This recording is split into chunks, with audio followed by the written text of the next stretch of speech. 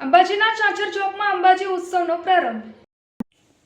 યાત્રાધામ અંબાજી ખાતે ચૈત્ર નવરાત્રિના પાવન અવસરે આયોજિત 2 દિવસીય અંબાજી ઉત્સવનો ભવ્ય અને આધ્યાત્મિક માહોલ વચ્ચે ઉત્સાહભેર પ્રારંભ થયો હતો।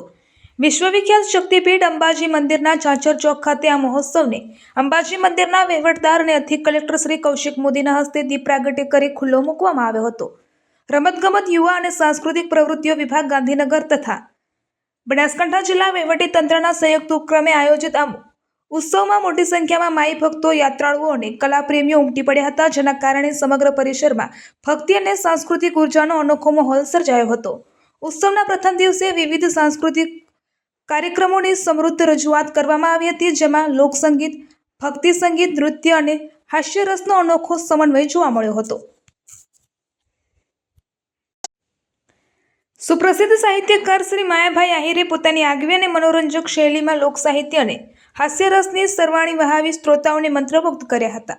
શ્રીમતી ઇન્દિરાબેન શ્રીમાળીએ ભાવભીની ભક્તિ સંગીતની રજૂઆત કરી માઈ ભક્તોને આધ્યાત્મિક ભાવમાં લીન કર્યા હતા, જ્યારે સુશ્રી રમિન્દર ખુરાનાએ ઓડિસી નૃત્યની કલાત્મક અભિવ્યક્તિ દ્વારા દર્શકોને મોહિત કર્યા હતા। શ્રી કલ્પેશ દવે દ્વારા માતાજીની ભાવભીની સ્તુતિ રજૂ કરવામાં આવી હતી અને નૃત્યેશ્વરી કલાવૃંદ દ્વારા રાસ મહોત્સવની રંગત જમાવી દર્શકોમાં નવરાત્રિની પરંપરાગત આનંદમય લાગણી પ્રગટાવી હતી।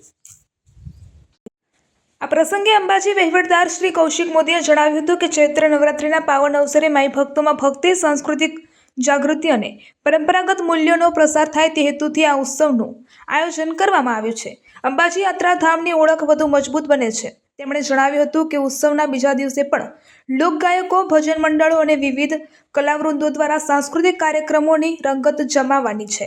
સાથે સાથે ભક્તિમય વાતાવરણમાં માઈ ભક્તો માતાજીના દર્શન સાથે સાંસ્કૃતિક કાર્યક્રમોનો આનંદ માણી શકાશે।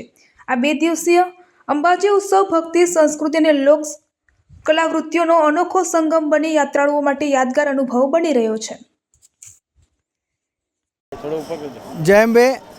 આજે ચૈત્રી નવરાત્રિ નિમિત્તે અંબાજી શક્તિપીઠ ખાતે ભક્તોની ખૂબ જ મોટા પ્રમાણમાં ભારે ધસારો છે અને માના ચાચર ચોકમાં આજે અંબાજી ઉત્સવનું આયોજન કરેલું છે।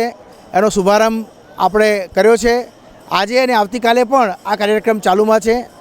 અહીંયા માયાભાઈ આહિર, પ્રકાશભાઈ બારોટ, ઇન્દિરાબેન આવા લોકપ્રસિદ્ધ કલાકારો અહીંયા પોતાની કલા પીરસશે અને માઈ ભક્તો મોટી સંખ્યામાં લાભ લેશે। યુવક સેવા સંસ્કૃતિ વિભાગ, જિલ્લા વહીવટીતંત્ર અને અંબાજી મંદિર ટ્રસ્ટના સંયુક્ત ઉપક્રમે આ કાર્યક્રમનું આયોજન કરેલું છે। જય અંબે।